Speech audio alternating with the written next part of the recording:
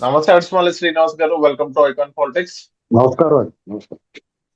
Sir, ఇప్పుడు ఆ, రేపు జూన్ 4వ తారీఖున జగన్మోహన్ రెడ్డి గారు వెన్నుపోటు దినం అని ఒక నిరసన కార్యక్రమం చేయబోతున్నారు. సో ఎందుకంటే ఎప్పుడైతే ఆ రోజే రిజల్ట్స్ వచ్చింది కాబట్టి చంద్రబాబు నాయుడు గారు దాని తర్వాత అది ముఖ్యమంత్రి అయ్యారు. ఆ రోజే రిజల్ట్స్ వచ్చింది. సో కాకపోతే ఇక్కడ ఇచ్చిన హామీలు ఏమీ సరిగ్గా నెరవేర్చలేదు. అందుకనే మేము వైఎస్ఆర్సీపీ తరపు నుంచి వెన్నుపోటు దినం అని నిశ్రమ కార్యక్రమాలు చేస్తున్నామని జగన్మోహన్ రెడ్డి గారు పిలిపివ్వడం జరిగింది. సో వెన్నుపోటు దినం ఈ టైటిల్ పట్ల మీ స్పందన ఏంటి సార్? ఇప్పుడు చంద్రబాబు నాయుడు గారిని పదే పదే టార్గెట్ చేసి మాట్లాడడానికి కొన్ని పడికట్టు పదాలు కొన్ని సందర్భాలను వాడుకుంటారు. ఉమ్, అందులో వాళ్ళ నాన్న దగ్గర నుంచి కూడా 2 ఎకరాల నుంచి 2,000 సింగపూర్లో హోటల్, తర్వాత జగన్ హయాంలో ఆ, ఈ వెన్నుపోటు, లేకపోతే ఆ లక్ష్మీ పార్వతిని చూపించడం, భీష్ముడి ఉమ్, ముందు సెకండ్ చూపించినట్టు, ఇలాంటివన్నీ వాళ్ళ అలవాటుగా ఇదంతా ఒకటి. లేకపోతే స్టేల్ మీద ఉన్నాడు ఈయన, ఈయన కేసులు ఉన్నాయి, స్టేలు తెచ్చుకున్నాడు, ఇది అవన్నీ అబద్ధాలే. కానీ పదే పదే చెప్తారు అంతే. ఇక మనం ఇది కాదురా ఒరే ఎద్దు మొహం కూడా కాదని చెప్తాం మనం. అవతలోడు కాడికి అర్థం అవుతాం. ఆడ ఫీలింగ్ ఎలా కొడతాడు, చేపలతో ఈ రాయిలాగా పెట్టుకుంటాడు ఫీలింగ్స్ లేకుండా. అది ఉమ్, ఎవడన్నా కానీ ఓ స్టేల్ మీద ఉన్నాం, ఎక్కడున్నా స్టేల్ అంటే మళ్ళీ మాట్లాడు ఉన్న స్టేల్ అంటాడు అంతే. ఆ చర్చల సందర్భంగా చాలా పరిమితమైన సమయం ఉంటుంది, దాంట్లో వాళ్ళు స్టూడెంట్ మాట్లాడేసిపోతారు. ఉమ్. జనాలకి ఇవన్నీ వివరాలు ఎంత చూపుడు. మీ తరం ఉంది, మీకు ఏం తెలుసు? 95లో చంద్రబాబు ఏం చేశాడు, అవును, 83 ఇంటర్ గారు ఏం చేయడు, మీకు ఏం తెలుసు? అవును, రాజశేఖర రెడ్డి ఏం ఊచకోత కోసాడు, మీకు ఏం తెలుసు? అవును. ఇప్పుడు మీకు 30 ఏళ్ళు అంత ఉంటాయేమో. మీకు ఊహ తెలిసేటప్పటికి మొన్న చంద్రబాబు నాయుడు గారే ఉన్నాడు 14లో. అవును, అంతకుముందు జగన్మోహన్ రెడ్డి జైలుకి వెళ్ళి వస్తాం చూసి ఎవడో భలే ఉన్నాడు, హీరోలో ఉన్నాడు అనుకుని ఉంటారా? ఏడుపు మొఖం చూసుకోవడాన్ని. ఖచ్చితంగా. ఏంటంటే అదే అనుకున్నాం, అదే కాబట్టి అనుకున్నాం. మీకు తెలియదు కదా ఏం చేశారో. మీరు నిజమేనేమో అనుకుంటారు. ఉమ్, ఈ తెలుగుదేశం వాళ్ళు కూడా సరిగ్గా చెప్పరు. ఒక్కడికి అవగాహన ఉన్న వాళ్ళు లేడు స్పోక్స్ పర్సన్ అక్కడ.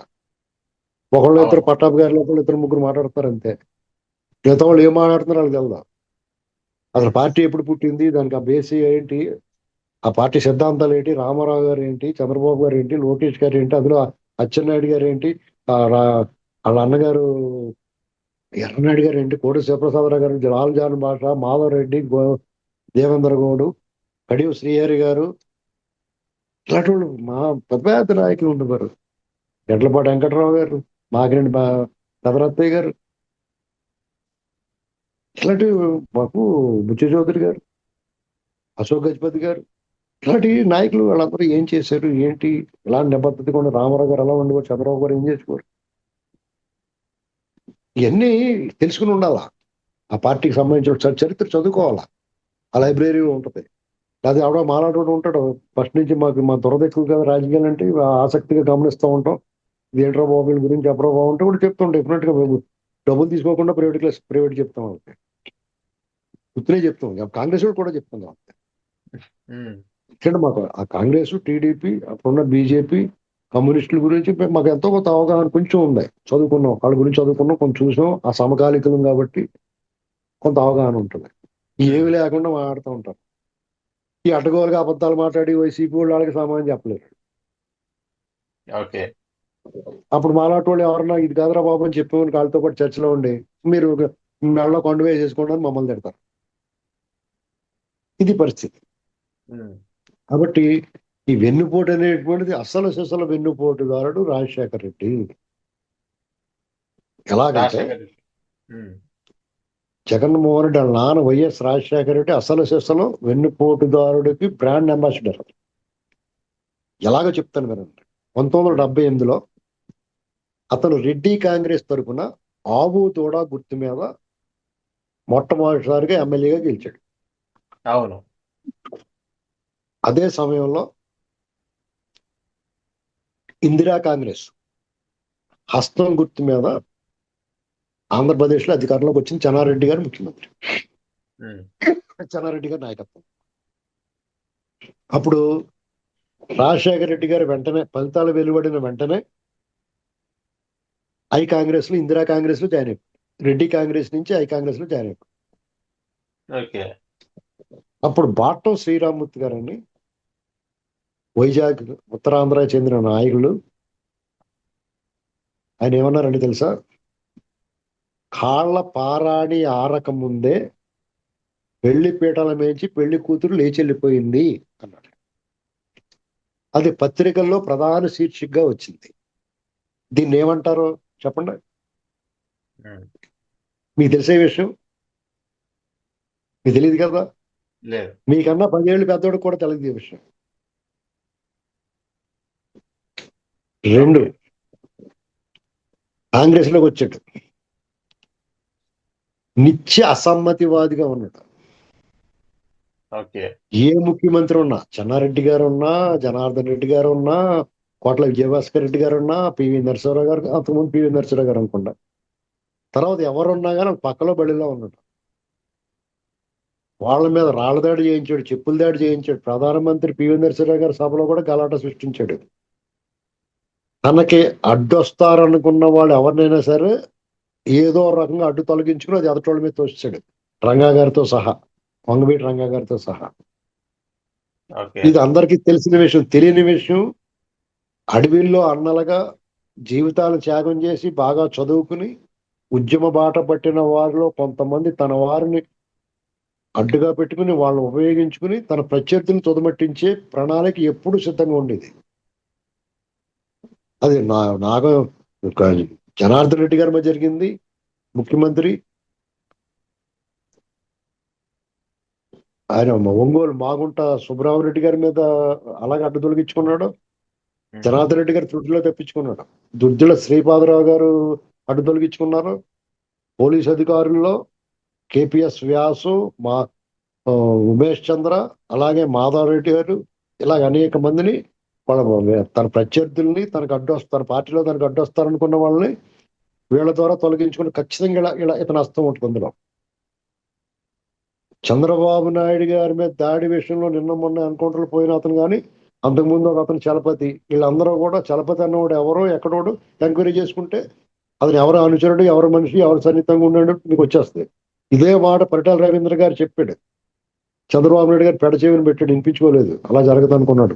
తన ఆప్తమిత్రుడు, ప్రాణమిత్రుడు తనకి ఎందుకు ప్రమాదం హాని కలిగిస్తాడు అనుకున్నాడు. భూమన కరుణాకర్ రెడ్డి అతని బ్యాక్గ్రౌండ్ ఏంటంటే, ఎక్కడి నుంచి వచ్చాడు అతను, అతని నేపథ్యం ఏంటి, ఉమ్. అందులో వాళ్ళని తనకు పుట్టుమట్లు తెలిసిన వాళ్ళని చర్చల పేరుతో పిలిచి తర్వాత ఎలా మట్టు పెట్టాడో తెలియదా మనకి? మీకు తెలిసా విషయం? 2004లో చర్చల పేరుతో పిలిచి మట్టు పెట్టేశారు. ఓకే. దుష్ప్రచారాల్లో ఇప్పుడు వెన్నుపోటు ప్రచారం ఎలా చేస్తున్నారో బషీర్ బాగ్ కాల్పుల గురించి మాట్లాడతారు. దానికి అప్పుడున్న ఇంటెలిజెన్స్ డీజీపీ ఏం చెప్పాడు తెలుసండి? చంద్రబాబు నాయుడు గారికి ఏం సంబంధం అది, మా పోలీస్ ఫోర్సు వాళ్ళు అసెంబ్లీ వైపు చొచ్చుకెళ్తున్నారు, మేము అక్కడ ఆపకపోతే చాలా ప్రమాదం కదా, వాళ్ళు అసెంబ్లీలోకి వెళ్ళి అక్కడ ఎవరైనా దాడి చేసినా ఎవరికైనా ఏదైనా ప్రమాదం జరిగినా టోటల్ ప్రజాస్వామ్యానికి ఇబ్బంది కదా, తిరిగి ప్రభుత్వం బాధ్యత వహించాలి కదా, తప్పని పరిస్థితుల్లో కాల్పులు చేయాల్సి వచ్చిందని చెప్పాడు రాములు గారు. ఓకే. ఏంటండి దాన్ని ఇప్పటికీ మాట్లాడతారు, బషీర్ బాగ్ కాల్పులు అని చెప్తారు. నిజమే, అమరులు అయిపోయారు చాలా మంది.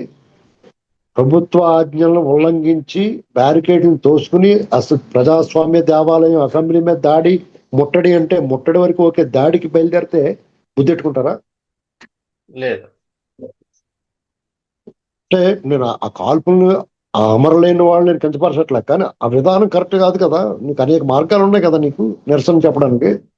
మరి అవును. ఇదే మేధావులు, సమాజ సేవకులు, పౌర హక్కుల గురించి మాట్లాడే వాళ్ళు ముదిగొండ కాల్పుల గురించి ఎందుకు మాట్లాడరండి? సోంపేట కాల్పుల గురించి ఎందుకు మాట్లాడరండి? గంగవరం పోర్టు ఇష్యూలో ఎంత దుర్మార్గం చేశారు వీళ్ళు. ఇలాంటి వాళ్ళు చేస్తారన్ని వీళ్ళ మీద నెట్టేస్తారు. వెన్నుపోటు విషయం కూడా అతను వెన్నుపోటు అతను పొడిచాడు. ఫైనల్ గా పొడిచిన వెన్నుపోటు ఏంటంటే అతను ఆంధ్ర తెలంగాణ ఉద్యమం పేరుతో తెలంగాణ వాదానికి భేదాలేసి మళ్ళీ ఆయన రెచ్చగొట్టి పంపించి చంద్రబాబు ఏమీ చేయలేమనుకుని ఆ ప్రాంతీయవాదాన్ని లేవనెత్తి అప్పుడు సైలెంట్ గా ఉన్నారు పాపం. అవును. ఆ చెన్నారెడ్డి గారిని పంపించి మళ్ళా రేపి అది ఉద్యమం తీవ్రమైంది. 2009లో అనేక కుట్రలు చేసి తను గెలవడానికి చిరంజీవి గారి చేత పార్టీ పెట్టి రకరకాల విన్యాసాలు చేశాడు. జయప్రకాష్ నారాయణ గారు వాళ్ళందరితోటి అంతర్గత సంబంధాలు పెట్టుకుని అవాళ తెలంగాణ ఎన్నికలు అయిపోయిన తర్వాత నంద్యాల వచ్చి సాయంత్రం 5 గంటలకు టైం అయిపోయింది, ఎన్నికలు అయిపోయింది టైం చూసుకుని హైదరాబాద్ వెళ్ళాలంటే వీసా కావాలి మీకు అన్నట్టు. వీసా కావాలి. అంతకు మించిన వెన్నుపోటు ఉంటుందండి. తెలంగాణకు వ్యతిరేకంగా ఆంధ్రాలో ఎన్నికలు ఉండగా తెలంగాణకు వ్యతిరేకంగా అప్పటి వరకు తెలంగాణ ఉద్యమానికి అంతకు ముందు ఎలక్షన్లో వాళ్ళతో కలిసి పోటీ చేసి తెలంగాణ ఇస్తామని చెప్పాళ్ళు. తెలంగాణ వెళ్ళాలంటే తెలంగాణలో కాంగ్రెస్ ముఖ్యమంత్రి ఆంధ్రప్రదేశ్లో తెలంగాణ ఎన్నికలు అయిపోయిన తర్వాత నంద్యాల వచ్చి నంద్యాలలో తెలంగాణ వెళ్ళాలంటే మీకు హైదరాబాద్ వెళ్ళాలంటే వీసా కావాలి మీకు అని ఆంధ్ర ప్రజలు రెచ్చగొట్టి వాళ్ళ మనోభావాలని తనకు అనుగుణంగా మార్చుకోలేదా? ఇంతకు మించిన వెన్నుపోటు ఉందా ప్రజాస్వామ్యానికి? సిగ్గు లేకుండా వెన్నుపోటు గురించి మాట్లాడతారు వీళ్ళంతా. చంద్రబాబు నాయుడు గారు, ఎన్టీ రామారావు గారు అధికార మార్పిడి వ్యవహారంలో ఇవాళ దుష్టశక్తి రాష్ట్ర పిశాచి ఎవరైతే ఉన్నారో వాళ్ళ నుంచి కాపాడటానికి ఎన్టీ రామారావు గారిని పార్టీని కూడా కాపాడడానికి తీసుకున్న నిర్ణయం పార్టీ కేడర్ నాయకులందరూ కలిపి ప్రజాస్వామ్యాన్ని రక్షించారు, పార్టీని రక్షించుకున్నారు. ప్రజాస్వామ్యయుతంగానే ఎలక్టెడ్ ఎమ్మెల్యేలందరూ ఇతను ఎన్నుకున్నారు. ఒకవేళ నిజంగా చంద్రబాబు నాయుడు గారు చేసిన తప్పు అయితే పార్టీ శ్రేణులు ఆహ్వానించకపోతే ఆ పార్టీ ఇప్పటివరకు నిలబడేది కాదు. అవును, అది సర్వామోదం పొందింది. ప్రజలు ఆమోదించారు. 99 ఎన్నికల్లో పార్టీ కేడర్ ఆమోదించింది. పార్టీ కేడర్ ప్రజలు ఆమోదించిన తర్వాత మీరెవర్రా వాళ్ళు మాట్లాడటానికి, అతను వెన్నుపోటు అనడానికి? కాబట్టి చేసేదంత ఏదన్నా వాళ్ళ బాబాయ్ వాళ్ళే మర్డర్ చేస్తారు, చంద్రబాబు గారు చేశారంటారు. వాళ్ళు ఇన్సైడర్ ట్రేడింగ్ చేస్తారు, చంద్రబాబు గారు చేశారంటారు. వాళ్ళు మద్యం స్కామ్ చేసి ఇరుక్కుపోతారు, చంద్రబాబు గారు అంటారు. ఎవ్రీథింగ్ వాళ్ళు చంద్రబాబు నాయుడు గారిని ఏం ఆరోపించి పతిదాలు చేసి ఉంటారు చూసుకుంటా ఉంటే. ఓకే. కాబట్టి మొత్తం తెలిసి కూడా జగన్మోహన్ రెడ్డి గారు ఎందుకు వెన్నుపోటు అనే ఒక పేరు అదే బయటకు తీసుకురావడం జరుగుతుంది? పదే పదే అదే ఆ పేరు ఎందుకు వాడడం జరుగుతుంది? అంటే కొంతమంది చేతగాని చవట దద్దమ్మలో జగన్మోహన్ రెడ్డి ముడ్డినాకి కూడా ఇంకా ఉన్నారు కాబట్టి వాళ్ళందరికీ ఇంకా అతను ఏం చెప్తే వేదం. ఓకే. వాళ్ళందరూ వాళ్ళకి కష్టం వచ్చిన తర్వాత ఆ రోగం వాళ్ళకి అంటుకున్న తర్వాత తెలుస్తుంది. అప్పుడు దాకా ఆయన మాయలో ఉంటారు. చాలా మంది బయటకు వచ్చేసారు చూడండి. అవును, విజయసాయి రెడ్డి బయటకు వచ్చాడు, ఏటు సహా నిందితుడు. జగన్మోహన్ రెడ్డి గారు అంటున్నారు 17 కేసులు అతను సహనిందితుడు, 16 నెలల జైల్లో అతను సహచర ఖైదీ. అతను బయటకు వచ్చి లబోదీపం అంటున్నాడు. ఇంతకన్నా నువ్వు అతనికి నీ సహనిందితుడు, నీ లెక్కలు డొక్కలు రాసి నిన్ను ఇంత సంపద పోగేసి పెట్టినాడు, నీ సర్వ సైన్యాధ్యక్షుడిగా పనిచేసి నిన్ను ముఖ్యమంత్రిని చేసినోడికి నువ్వేం చేసావు? వెన్నుపోటు పడలేదా? వెన్నుపోటుకి నీ హక్కుగా భావించినోడు నువ్వు. కాబట్టి చంద్రబాబు నాయుడు గారు అనే ముందు ఒకసారి ఇవన్నీ చూసుకోవాలి. ఇంత వివరంగా చెప్పి కూడా ఎవడో ఉన్నాడు కాబట్టి నిజమే వెన్నుపోటు అంటారు. Okay. So thank you sir, మైకాన్ పాలిటిక్స్ వచ్చినందుకు.